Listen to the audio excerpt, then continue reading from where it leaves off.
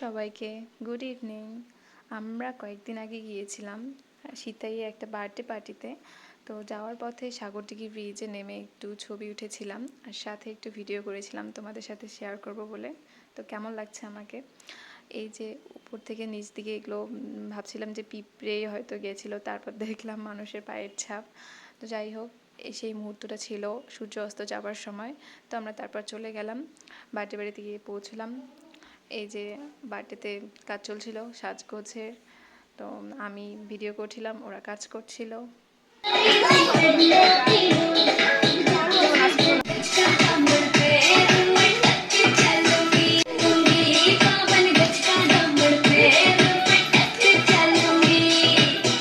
তারপর সবাই finally ready হয়ে এলো কেক কাটার জন্য। তো এই যে এখন কেক কাটা হবে এই পুচকিটার। এখন ও এই বছর হচ্ছে 2 বছর হবে ওকে নিয়ে। তো তারপর আমরা সবাই মিলে একটু ছবি উঠলাম। তো কেমন লাগলো সবাই জানিও। টাটা।